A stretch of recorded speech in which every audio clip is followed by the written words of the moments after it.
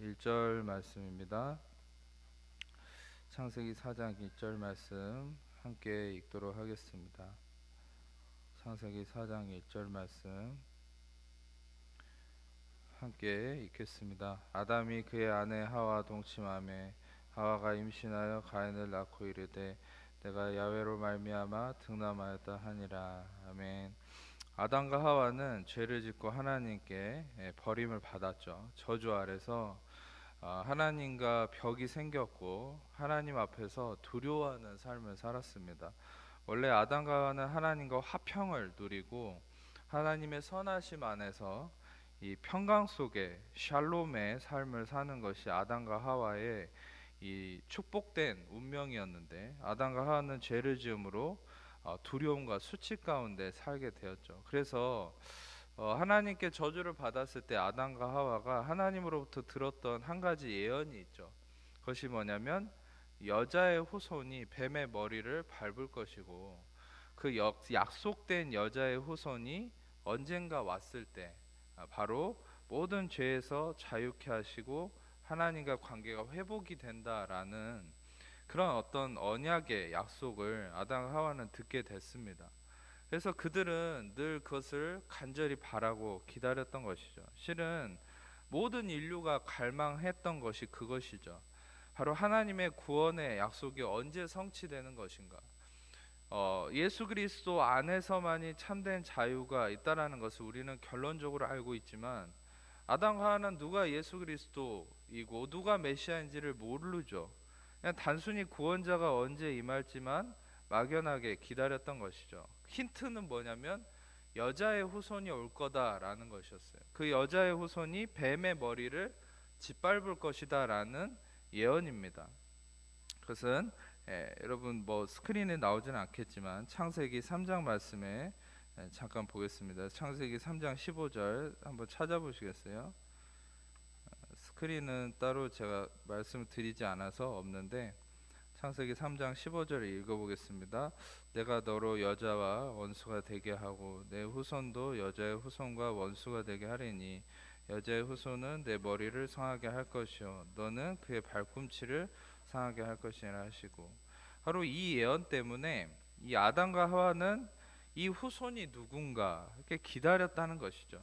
오늘 실은 이 말씀의 1절을 보면 아담이 그 안에 하와 동침함에 하와가 임신하여 가인을 낳고, 이 얘기한 이 대사가 바로 얼마나 이들이 메시아 구원자를 기다렸는지를 나타내는 말입니다. 실제로 한글 번역으로 내가 여호와로 말미암아 등남했다는 말은 좀 굉장히 번역상으로 의미가 퇴색된 번역입니다. 여러분들에게 정확히 원어적인 의미를 알려드리고 싶은데, 아담과 하와가 가인을 낳았어요. 가인이라는 이름은 possession, 이 소유라는 말입니다. 그러니까 가인을 낳았다는 것은 내가 소유를 얻었다는 거예요. 뭔가 소유했다는 거예요. 그러니까 얼마나 이 구원자를 얻기를 갈망했겠습니까? 결국 이 아이를 낳았을 때 내가 구원자를 소유했다라는 이 갈망이 채워지는 순간 이름을 까인이라고 지은 것이죠. 그리고 또 한 가지는 내가 여호와로 말미암아 등남했다. 히브리어로는 가니트 이시 앳 야훼, 이렇게 네 개의 단어로 얘기를 했어요. 해석을 해드리면 가니트라는 말은 내가 얻었다라는 말이고, 이시는 남자를, 에트는 어떤 직접 목적격 앞에 붙이는 전치사입니다. 야훼는 하나님을 얘기하죠. 다시 말하면 원어 그대로 직역을 하면은 이 말은 뭐냐면 내가 얻었다, 아들을, 야훼를. 다시 말하면 아담과 하와는 기다리고 기다렸던 야훼라는 아들을 얻었다는 거예요. 메시아로서의 구원자를 얻었다라는 이 감탄의 말을 하고 있는 겁니다. 단순히 등남했다라는 말이 아니죠. 히브리어 원어로는 정말 구원자를, 갈망하던 여자의 후손을 내가 드디어 얻었다, 이렇게 얘기를 하는 거예요. 그래서 이들은 가인을 정말 여자의 후손 예수님으로 착각했던 것이죠. 그런데 자라고 보니까 이 가인과 아벨에 대한 기록이 뒤에 나오죠. 그런데 재밌는 것은 아벨에 대한 출생의 기록은 없습니다. 가인에 대한 기록만 있죠. 그러니까 가인에 대한 어떤 소망만 있었던 거예요. 근데 어찌됐든 우리가 결론적으로 보면 아담과 하와는 가인에 대해서 되게 실망했겠죠. 아벨에 대한 것은 여러분 그 이름에서 힌트를 알 수 있습니다. 가인에 대해서는 기대했는데 실망을 한 거예요. 왜냐? 그 가인의 자라는 모습을 보니까 결국 제물을 바치는 거에 있어서도 실패했죠. 어린 양의 피가 아닌 자기 땅의 소산으로 하나님께 제물을 바쳐서 거절당하는 그런 가인의 모습을 보니 구원자가 아닌 거예요. 그러니까 아담과 하와는 굉장히 실망했을 거라는 거예요. 아담과 하와가 실망했다라는 증거가 어디에 있냐면 바로 둘째 아들 아벨의 이름에 있습니다. 아벨이라는 이름은 뭐냐면 헤벨이라는 말이에요. 여러분들이 전도서라는 책을 읽어보셨을 거예요. 근데 전도서에서 제일 많이 나오는 대사가 뭡니까? 헛되고 헛되다는 얘기죠. 이 헛되고 헛되다라는 히브리어 단어가 뭐냐면 헤벨이라는 말이에요. 헤벨. 그러니까 히브리어 성경을 보면은 전도서는 헛되고 헛되다, 헤벨 이렇게 시작이 됩니다. 그러니까 모든 것이 헛되다. 여러분들이 그 전에 한번 야베스라는 사람의 어떤 그 이야기를 들어보셨을 거예요. 한때는 야베스의 기도라는 책도 유행이 됐었죠. 근데 이 야베스라는 사람은 왜 유명해졌냐면 어머니가 애를 낳았는데 이름을 야베스라고 지은 거예요. 근데 야베스라는 이름은 sorrow, 즉 슬픔이라는 의미입니다. 고통이라는 의미예요. 그러니까 어머니가 애를 낳고 얼마나 슬프고 힘들면 애 이름을 고통과 슬픔이라고 짓겠습니까? 그 애의 이름은 그의 운명을 가리키는 건데, 근데 그의 이름을 고통과 슬픔이라고 지었다는 건 그 부모의 심정을 대변하는 것이죠. 근데 동일하게 여러분 지금 아담과 하와도 가인에게 너무 실망을 해가지고 아벨을 낳고 나서 이름을 헤벨이라고 지은 거죠. 즉 nothing입니다. 헤벨은 즉 아벨이라는 이름은 그 자체가 아무것도 아니라는 거예요. 되게 절망적인 상황이라는 거예요. 그러니까 다시 말하면 아담과 하와는 지금 아벨을 낳아놓고 상태가 굉장히 우울한 상태인 거예요. 이제 기대감이 사라졌어요. 정말 간절히 메시아를 기다리고 가인이 메시아인 줄 알았는데 가인이 아니었던 거죠. 아벨을 낳고 보니까 얘도 아닐 것 같다. 그래서 이름을 nothing이라고 지은 거예요. 헤벨이라고 지은 거예요. 아무것도 아니다. 실패했다. 내 인생은 이제 끝났다. 구원자는 나에게 없다. 누가 나를 구원하겠냐. 이런 절망 가운데 처해 있는 것이죠. 다시 말하면 이 아담과 하와는 굉장히 이런 고통 가운데서 간절히 구원자를 사모했을 때 결국 어떤 일이 일어납니까? 자신들이 실망하고 아무것도 아니라고 여겼던 이 아벨이 바로 구원자의 모습을 나타내는 놀라운 은혜를 경험하는 것이죠. 아벨이 어린 양의 피를 통해서 하나님께 제물이 바쳐지고 받아졌을 때 자신들이 기대하지 않았던, 자신들이 실패라고 여겼던 그 영역에서 하나님의 용서와 은혜가 임했을 때 아담과 하와는 새로운 은혜를 경험하게 됐을 거라는 거예요.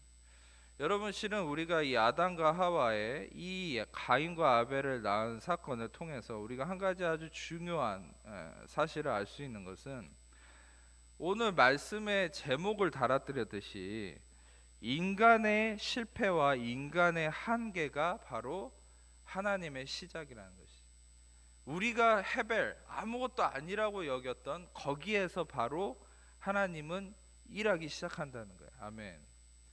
우리는 가능성이 있어 보이는 가인, 어떤 면에서는 성경에 기록되지 않았지만 보기에도 어떤 보여지는 모습도 아벨보다 가인이 더 그럴듯했을 수도 있어요. 마치 야곱보다 에서가 더 남성스럽고 더 완벽해 보이는 이삭은 또 그 에서를 사랑했잖아요. 근데 하나님의 택하심은 어디 있었습니까?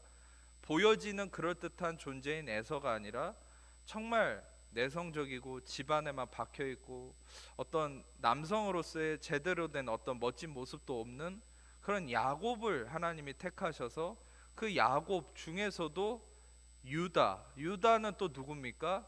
며느리와 성관계를 통해서 애를 낳아버린 아주 못된 그런 자녀 중에 한 명이죠. 근데 그 유다를 통해서 누가 옵니까? 바로 예수님이 오시죠. 여러분 마태복음 1장에 족보가 나오는데 그 족보에는 놀랍게도 5명의 여인이 등장하죠. 원래 족보에는 여인을 집어넣지 않습니다. 그 족보에는 그러나 들어가 있는 여인들 마리아 빼고는 다 문제가 있는 여성들이. 아까 방금 얘기했던 유다의 며느리인 다말, 그러니까 시아버지와 근친상간을 한 것이죠. 또 누굽니까? 기생 라합, 창녀죠.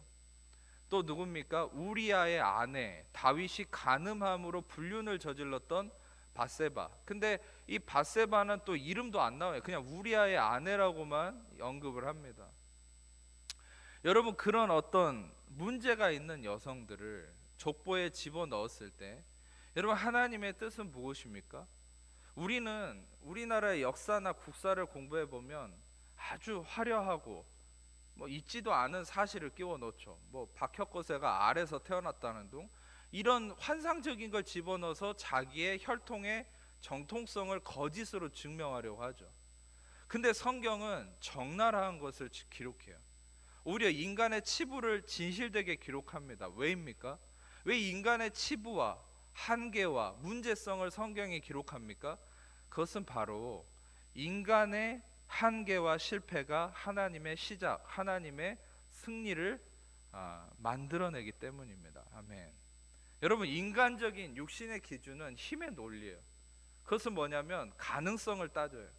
보여지는 것을 따집니다. 마치 사무엘이 왕의 후계자를 뽑기 위해서 이세 집에 갔을 때 다윗을 보지 않았고 먼저 엘리압이라고 하는 장자, 또 그 다음에 차자, 셋째, 이들을 봤을 때 와, 진짜 키도 크고 잘생기고 정말 장수답다. 그 당시에 외모의 평가 기준은 지금처럼 꽃미남이 아니라 이 전쟁을 하기에 적합한 몸도 좋고 키도 크고 그런 건장한 사람을 멋지다고 했거든요. 근데 다윗은 되게 어리고 작고 어떤 면에서는 그냥 여리여리한 그런 스타일이었던 거죠. 그러니까 늘 들판에서 양이나 치고 외면당했는데 실은 사무엘이 봤을 때 가장 완벽해 보였던 건 그 다윗의 형들이었죠. 근데 사무엘 안에서 성령께서 하나님이 뭐라고 말씀하셨습니까? 그들은 내가 택하지 않았다. 오히려 심지어 그들을 내가 버렸다. 이렇게 평가하죠. 오히려 하나님의 눈은 어디 있었죠? 아무도 주목하지 않고 누구에게나 다 버림받았다고 생각했던, 늘 양이나 치면서 동물들과 함께 지낼 수밖에 없었던 왕따였던 그 다윗, 그 다윗에게 하나님의 시선은 가 있었던 거예요. 바로 그 다윗을 통해서 이스라엘은 위대한 왕정이 이루어졌습니다. 여러분, 인간의 눈에 약해 보이는 것, 인간의 눈에 가능성 없어 보이는 그것을 통해서 하나님 일하십니다. 아멘. 여러분, 우리는 세상의 힘의 논리로 평가하고 나 자신을 그 잣대로 판단하고 사람들과 관계에 있어서 힘의 논리와 보여지는 것으로 판단하는 것은 결국 그것은 우리가 실패로 들어가는 삶이에요. 그러나 오히려 우리의 연약함, 우리의 치부, 우리의 약함이 하나님의 손에 붙들렸을 때 하나님 그것을 통해서 위대한 일을 행하십니다. 아멘. 이것이 바로 성경이 얘기하는 진리인 것이죠. 그래서 여러분, 실은 이 아벨은 하나님께서 보여주시는, 아담과 하와에게 보여주시는 희망의 시작인 거예요. 자, 하나님의 희망의 시작은 또 한 가지 기록에서 볼 수 있는데 창세기 32장, 제가 저번에 한번 여러분들에게 나눈 적이 있습니다. 창세기 32장 25절만 한번 보겠습니다. 같이 읽어보겠습니다. 자기가 야곱을 이기지 못함을 보고, 스크린 보시면 됩니다. 벤젤이 그 생각을 씨름할 때 어긋났더라. 지금 여기도 여러분도 아시다시피 야곱은 배에서 태어날 때부터 형의 발꿈치를 잡고 나온 사람. 그러니까 뭐냐면 태생적인 게 지지 않고 살려고 하는 사람, 어떻게든 이겨야 되는 사람, 어떻게든 취하고 가져야 되는 사람. 그러니까 얼마나 독종이냐면 자기가 원하는 여자를 얻기 위해서 7년, 14년 이렇게 일을 합니다. 결국 얻었죠. 그러니까 기어코 자기가 원하는 걸 얻어내고야만은 이 악바리 근성이 있는 사람이 야곱은. 여러분, 이 야곱이 얼마나 끈기와 이 이 뭡니까 깡다구가 대단하냐면 이 천사와 씨름을 하는데 지지를 않아요. 기어코 이겨 먹으려고 하는 거예요. 근데 이 주의 영이 천사가 야곱을 때려버리죠. 그러니까 이제 이 환도뼈가 어긋나는 순간 더 이상 씨름을 할 수가 없는 거예요. 그러니까 절개돼요. 자기가 지는 겁니다. 근데 결론적으로 여러분에게 말씀드린 것은 이 야곱이 이 씨름에서 이 하나님과의 씨름에서 지는 순간부터 하나님은 그의 이름을 바꾸죠. 이스라엘이다. 넌 이제 이스라엘이다. 야곱, 누구를 속이고 탈취하는 자가 아니라 이제는 너의 이름은 이스라엘이다. 이스라엘은 뭡니까? 야훼께서 다스리신다. 야훼께서 승리하신다. 아멘. 이제는 네가 이기기 위해 노력하는 처절한 그런 인생이 아니라 아담이 받은 저주와 같이, 아담이 이 창세기 3장에 어떤 저주를 받았습니까? 네가 종신토록 땀을 흘려서 수고해야만, 그 수고도 히브리어 원어를 보면 단순한 이 수고가 아니라 고통이라는 말입니다. 고통, 슬픔. 네가 슬픔과 고통을 경험해야만 땅은 겨우 소산을 낼 것이다. 그런 어떤 저주를 아담이 받았던 것이죠. 실은 야곱은 그 저주 아래 살았어요. 그러니까 그 저주 아래서 고통과 슬픔을 감당하면서 열심히 자기 것을 취하려고 노력했던 야곱의, 이름 그대로 야곱의 삶이죠. 남을 속이고, 누구를 속였습니까? 자기 삼촌 라반을 속여가면서 열심히 착취했죠. 그런데 결국 하나님께 지는 순간, 자기가 져버리는 순간 하나님은 그의 이름을 이스라엘이다. 이제는 네가 노력하고 네가 슬퍼하고 고통스러워하는 삶이 아니라 야훼께서 승리하시고 야훼께서 이기시고 다스리시는 삶이다라는 거예요. 아멘. 여러분, 중요한 것은 우리는 누굽니까? 우리는 예수 그리스도 안에서 예수 그리스도의 승리로 나아가는 삶이 크리스천이에요. 아멘. 여러분들이 승리를 이루기 위해 노력하는 삶이 아니라는 거예요. 여러분, 사단은 우리에게 속이는 게 있어요. 사단은 실제로 우리에게 패배하라고 하지 않습니다. 오히려 세상의 인본주의나 인문학, 여러 자기개발 서적들을 통해서 우리를 교묘하게 속이는 것들이 있어요. 그 뭡니까? 네가 이겨야 돼, 네가 잘해야 돼, 네가 승리해야 돼 라는 식으로 우리를 자꾸 전면에 내세웁니다. 그런데 그것은 복음이 아니에요. 복음은 뭐라 얘기하냐면 너가 아니라, 너가 승리하는 게 아니라 네 안에 계신 예수 그리스도가 이미 승리했다라는 거야. 너희는 담대하라. 세상에서 너희는 환난을 당하나 너희는 담대하라. 내가 세상을 이겼다라고 예수님 말씀하시죠. 다시 말하면 우리는 승리를 얻기 위해서 노력하는 삶이 아니라 우리 안에 계신 예수님이 이미 승리하셨기 때문에 그 십자가의 승리를 의지함으로 나아가는 삶이, 이미 승리한 자로서 살아가는 삶이 우리의 삶인 것이. 아멘. 여러분, 영어적으로 제가 예전에 외국인 목사님의 설교를 들으면서 굉장히 은혜가 됐던 부분이 뭐냐면, 우리는 victim이 아니라 우리는 victor라고 얘기하는 거예요.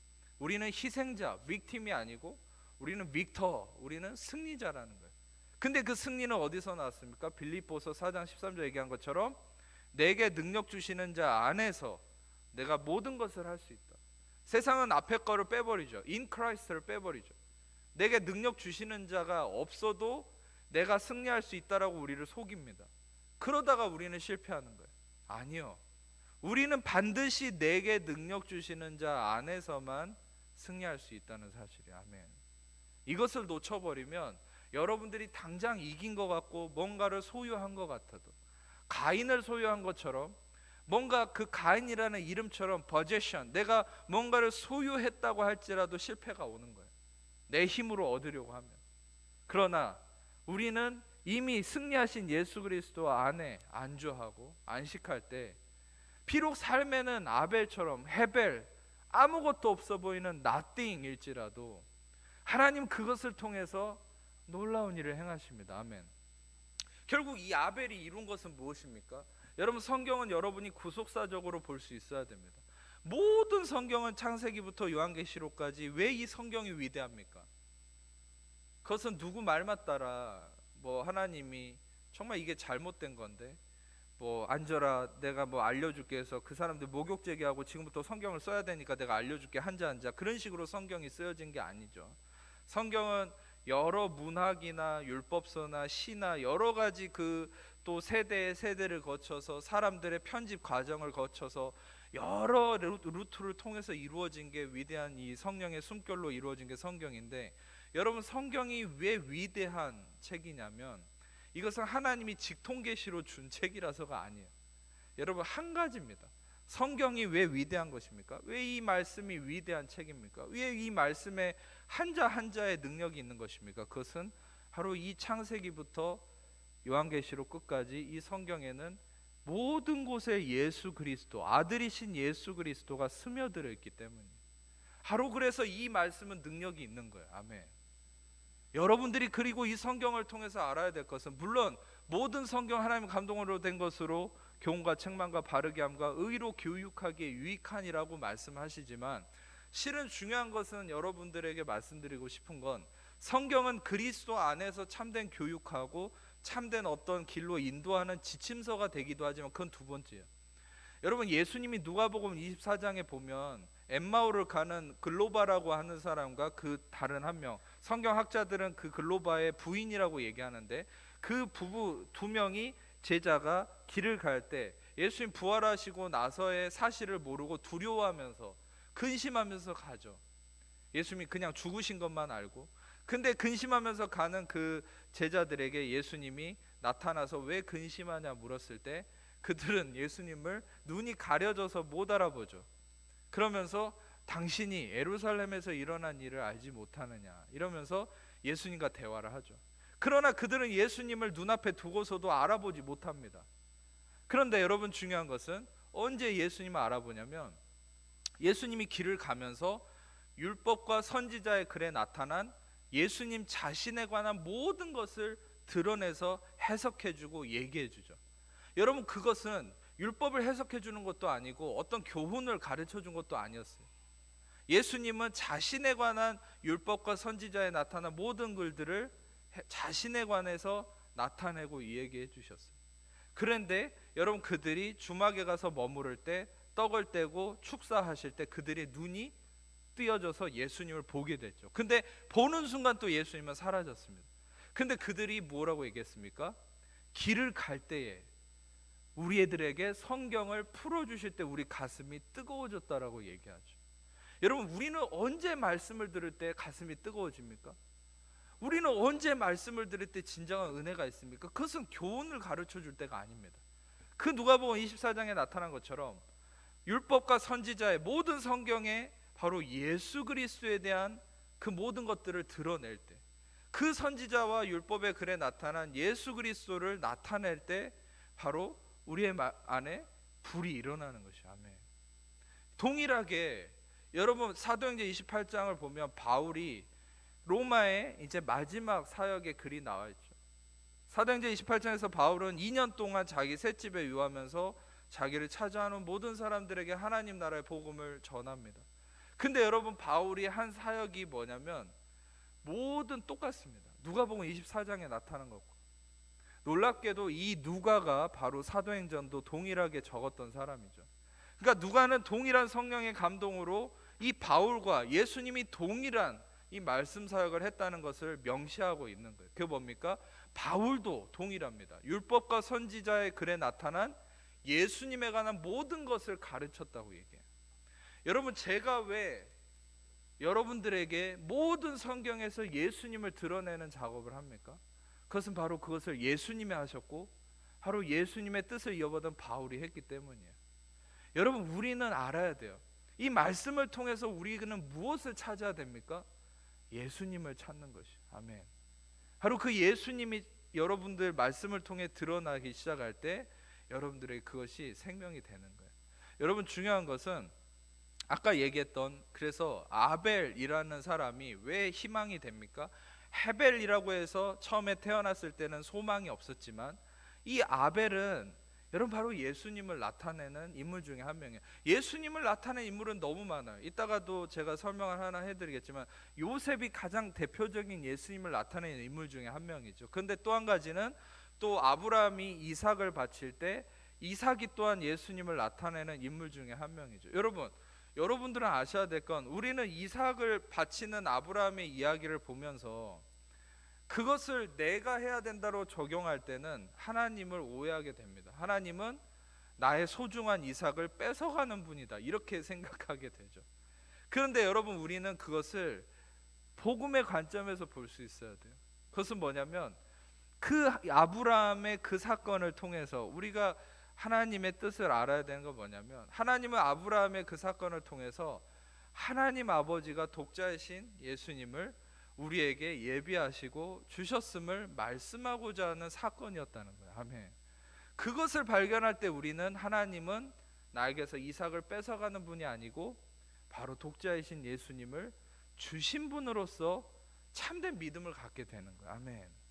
그래서 여러분들 이제 그런 의미로 여러분들이 보셔야 될 건, 아벨이라는 인물도 실은 방금도 말씀드렸듯이 예수님을 드러내는 부분이 있는데, 그게 뭐냐면 아벨이 죽습니다.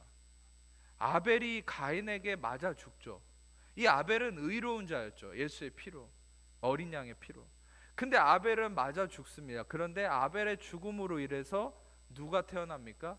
셋이 태어나요. 셋이라는 이름은 대신하여 둔다라는 말. 다시 말하면 이 셋의 족보를 통해서 예수님이 오게 됩니다. 다시 말하면 아벨이라는 그 죽음을 통해서 바로 예수님께서 예비하신 구원이 오게 된다. 즉 그 죽음의 희생, 이 아벨은 또한 예수님을 나타내는 것이죠. 또 한 명의 인물을 제가 같이 보고 싶은데, 그것은 삼손이라는 인물인데, 사사기 16장 우리가 28절부터 30절까지 한번 같이 읽겠습니다. 시작. 삼손이 여호와께 부르짖어 이르되 주 여호와여 구하옵나니 나를 생각하옵소서. 하나님이여 구하옵나니 이번만 나를 강하게 하사 나의 두 눈을 뺀 블레셋 사람에게 원수를 단번에 갚게 하옵소서 하고, 삼손이 집을 버틴 두 기둥 가운데 하나는 왼손으로 하나는 오른손으로 껴 의지하고, 삼손이 이르되 블레셋 사람과 함께 죽기를 원하노라 하고 힘을 다하여 몸을 굽히매 그 집이 곧 무너져 그 안에 있는 모든 방백들과 온 백성에게 덮이니, 삼손이 죽을 때에 죽인 자가 했을 때보다 죽인 자보다 더욱 많았더라. 이 사건은 단지 삼손이 잘못된 삶을 살았다가 마지막에 깨우쳐서 위대한 일을 했다, 저도 옛날에는 그 정도만 이해를 했지만 하나님이 이 말씀을 계시해 주셨을 때 놀라운 은혜를 깨닫게 됐습니다. 그것은 뭐냐면 29절에, 여러분 이제 배경적인 것은 삼손이 들릴라라고 하는 여인에게 속아서 결국 자기 머리카락에 힘이 있었죠. 근데 그 머리카락 자체가 힘이 되는 것은 아니고 실은 성령이 그의 힘이었죠. 근데 자신은 처음에는 하나님을 의지하다가 나중에는 자신의 머리칼만 의지하다가 결국 그 머리카락이 잘렸을 때 어떻게 됩니까? 진짜 힘을 잃어버렸죠. 결국 자기의 육신을 의지한 사람의 말로인 거예요. 성령을 의지하지 않고 자신의 그 머리칼의 힘만 의지했던 것이죠. 그랬을 때 힘이 다 뺏겨서 눈이 뽑히고 이 블레셋의 신전에 맷돌을 가는 이 굉장히 수치스러운 일을 삼손이 당했죠. 삼손은 누굽니까? 이 이스라엘의 사사입니다. 사사는 뭐냐면 장군이에요. 이스라엘의 리더입니다. 근데 이 삼손이 순식간에 이런 비참한 상황이 된 거죠. 그런데 여러분, 마지막에 삼손의 인생은 바로 놀라운 예수님의 구원의 메시지를 나타내고 있습니다. 그것은 뭐냐면, 자 29절을 보면 삼손이 집을 버틴 두 기둥 가운데 하나는 왼손 하나는 오른손으로 껴 의지하고, 여러분 이것이 마치 어떤 모양과 비슷하죠. 여기서 실제로 얘기하고 있는 이 가운데라는 말, 예수님은 늘 우리의 모든 것 가운데 서셨죠. 예수님은 모든 삶 속에서 가운데를 택하셨어요. 늘 가운데 있기를 원하시는 분입니다. 이 삼손은 이 가운데 버티고 기둥을 자기의 손으로 버티고 섰다 얘기하죠.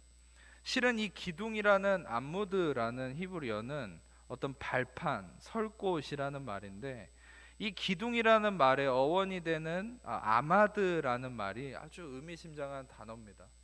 이 기둥이라는 어원이 되는 아마드라는 말은 어떤 의미가 있냐면 똑바로 서다, 고정되어 있다라는 말도 있지만, 이것은 히브리어 어떤 율법적인 해석 안에서 제물을 드리기 위해 제단으로 나아가는 것을 아마드라고 해요.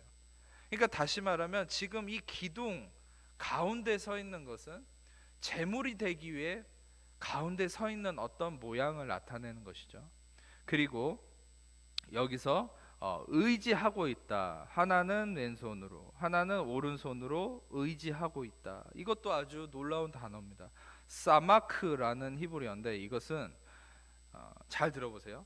이것은 제물을 드리는 자가 제물을 가지고 와서 손을 제물의 머리에 얹고 제물에 자신의 죄를 전가하는 행위. 그래서 그 전가하기 위해서 안수하는 행위입니다. 실제로 성막에서 백성들의 죄를 사하는 일을 할 때 자기의 죄를 대신 짊어질 순결한 양이나 염소를 가지고 오죠. 그리고 자기의 손을 얹어서 안수를 할 때 어떤 일이 일어나냐면 그 제물에, 정결한 그 제물에 자신의 죄가 전가가 돼요. 그리고 그 제물은 자신의 주인의 죄를 대신 지고 죽습니다. 그리고 태워지죠. 그럼 어떤 일이 일어납니까? 바로 그 주인의 죄가 사함을 받는 거죠. 여러분, 동일하게 이 지금 사마크라는, 의지했다라는 단어도 바로 이 안수하는, 내 죄를 전가시키기 위해서 안수하는 행위라는 거예요. 여러분, 지금 삼손이 두 기둥 사이에서 이 기둥을 손을 대고 버티고 가운데 서 있는 모습은 마치 무엇과 동일한 겁니까? 우리 온 인류, 바로 나와 여러분 모두를 위해서 우리의 모든 죄를 자신의 육체에 전가시키고 그 십자가에 전가시켜서 그 십자가에 버티고 자신이 제물로 드려지기 위해 서신, 바로 매달리신 바로 예수 그리스도를 나타내고 있는 것이죠. 할렐루야. 또한 여러분, 여기서 또 한 가지는, 자, 몸을 굽혔다 이렇게 얘기를 하죠. 자, 그 아래의 말씀을 보면 30절에 삼손이 이르되 블레셋 사람과 함께 죽기를 원하노라 하고 몸을 굽혔다 이렇게 얘기를 합니다. 팔을 밖으로 뻗었다는 얘기입니다. 원어로 해석했을 때 팔을 밖으로 뻗었다. 즉 예수님이 십자가에 팔을 뻗고 양팔을 벌리고 우리의 제물이 되시기 위해서 죽으셨듯이 삼손이 팔을 뻗었죠. 그리고 그 집이 무너졌습니다.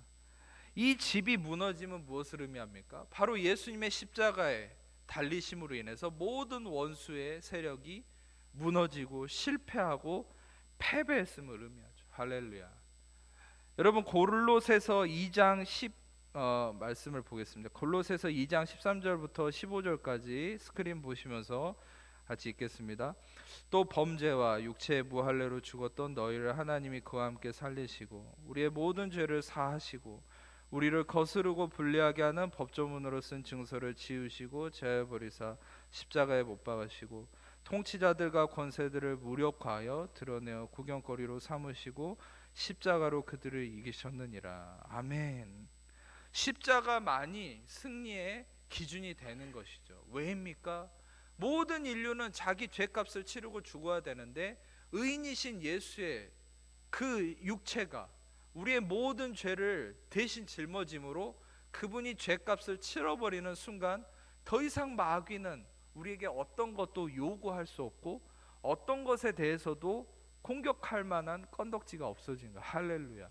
그래서 십자가만이 우리의 의로움이요 우리의 방어막이요 우리의 능력이며 우리의 무기가 되는 것입니다. 아멘.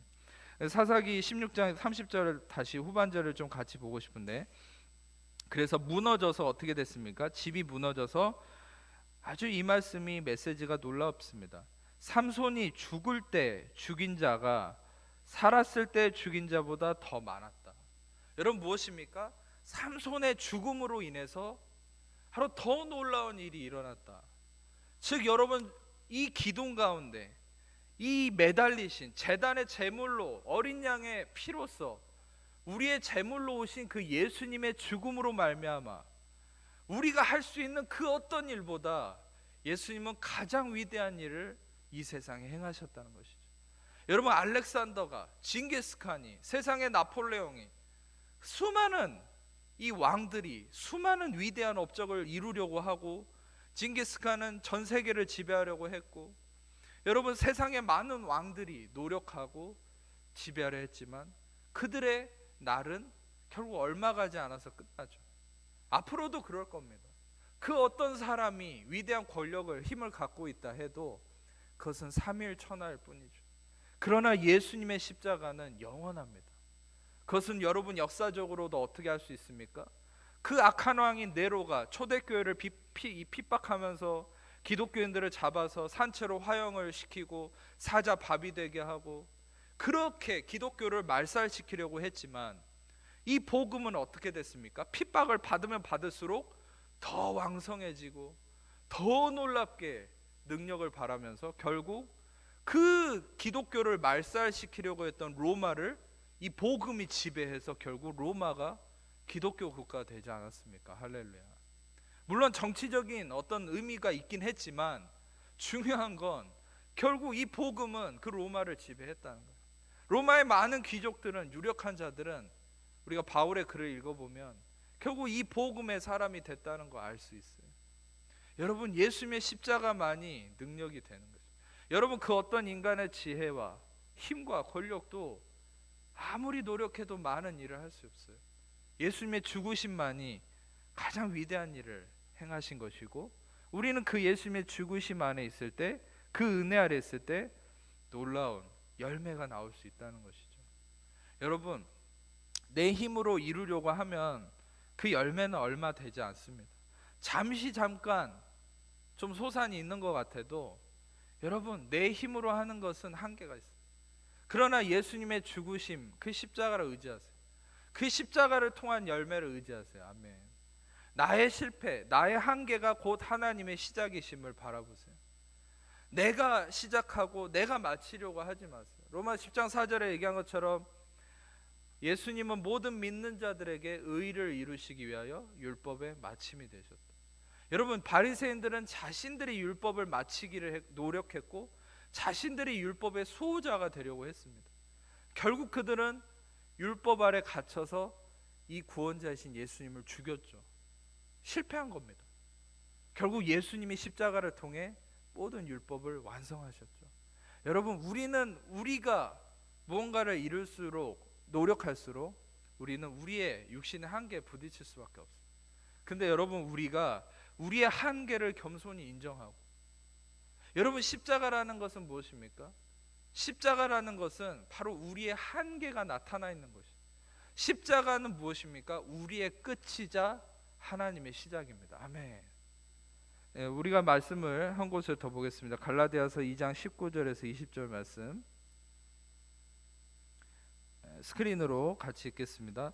내가 율법으로 말미암아 율법에 대하여 죽었나니 이는 하나님에 대하여 살려 함이라. 내가 그리스도와 함께 십자가에 못 박혔나니 그런즉 이제는 내가 사는 것이 아니요 오직 내 안에 그리스도께서 사시는 것이라.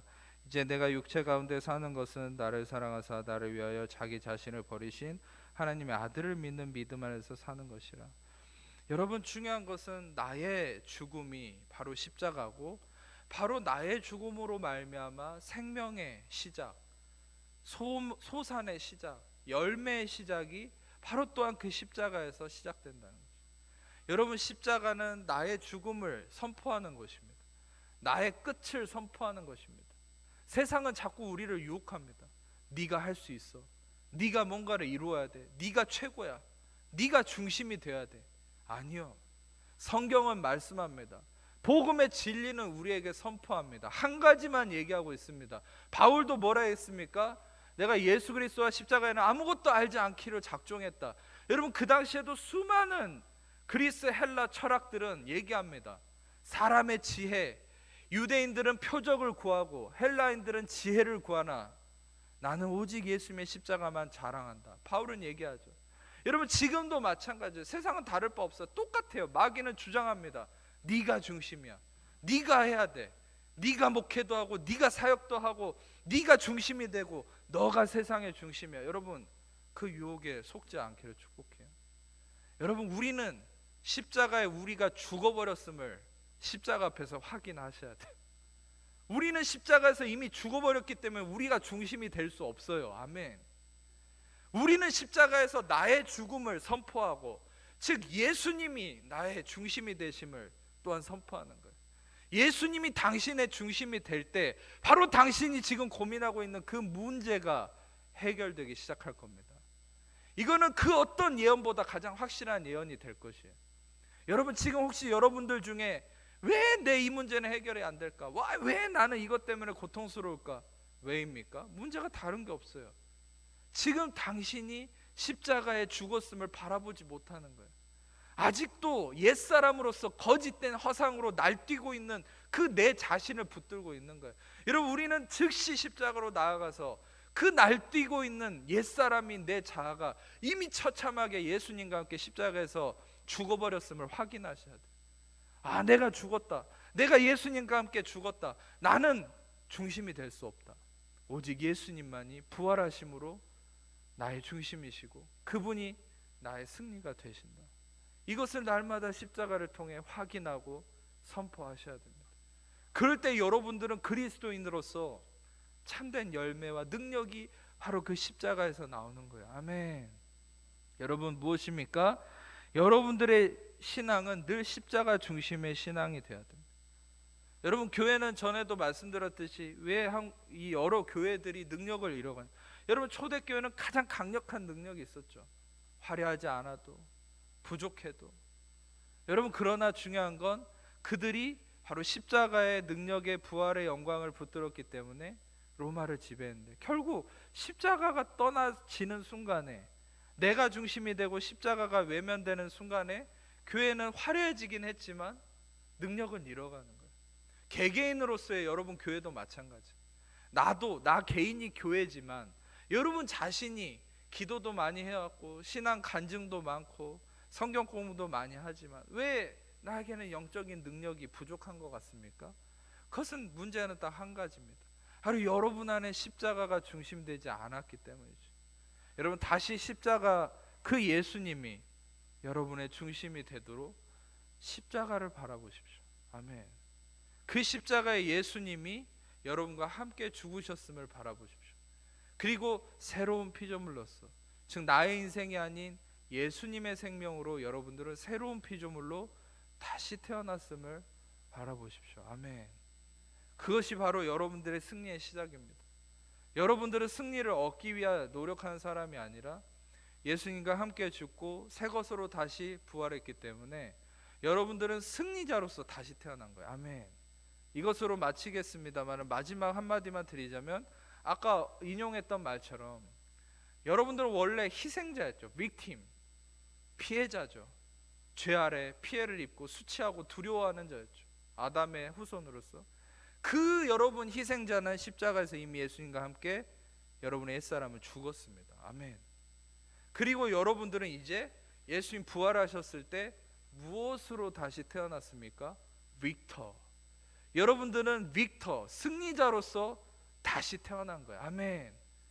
여러분들이 승리를 어느 순간에 쟁취할 수 있습니까? 그것은 바로 십자가를 통해 죽으시고 부활하신 예수님을 바라볼 때 여러분의 승리는 보장할 수 있는 거예요. 아멘. 근데 여러분을 보면 절대 보장할 수 없어요. 근데 부활하신 예수님, 영광의 예수님, 그 예수님의 십자가를 바라볼 때 바로 새롭게 태어난 여러분은 그것을 통해서 승리를 확신할 수 있는 것입니다. 여러분은 예수님과 함께 승리자로서, 부활한 자로서 다시 태어난 사람입니다. 거듭난 자입니다. 아멘. 그 믿음으로 나아가십시오. 아멘. 그 믿음의 확신 속에 승리하는 여러분 삶이 되기를 축복합니다. 기도하겠습니다. 이 시간에 제가 기도하고 축도 이후에 개인 기도 하시다가 돌아가시면 되겠습니다. 하나님, 감사합니다. 우리는 십자가에서 죽음으로 우리의 끝이 임했고, 또한 예수님의 부활하심으로 말미암아 그 부활하심에 우리가 다시 승리함을 또 누리며 그 승리자로서 다시 태어나게 하셨음을 믿습니다. 우리는 오직 십자가만이 우리의 승리의 근본이며 우리의 모든 삶의 열매 뿌리가 됨을 고백합니다. 우리 모두가 다시 한번 예수님의 십자가 안에서 참된 승리의 확신이 넘쳐나는 참된 개개인의 교회로서 다시 태어나며 또 성도로서의 참된 본질을 회복할 수 있도록 주님 은혜를 더하여 주옵소서. 감사 찬양 올려드리며 우리를 사랑하시는 예수님 이름으로 기도합니다. 이젠 우리 주 예수 그리스도의 은혜와 아버지 하나님 사랑하심과 성령의 교통하심이 이 시간 모든 귀한 하나님 자녀들 위해 지금부터 영원토록 함께 하옵시기를 간절히 축원하옵나이다.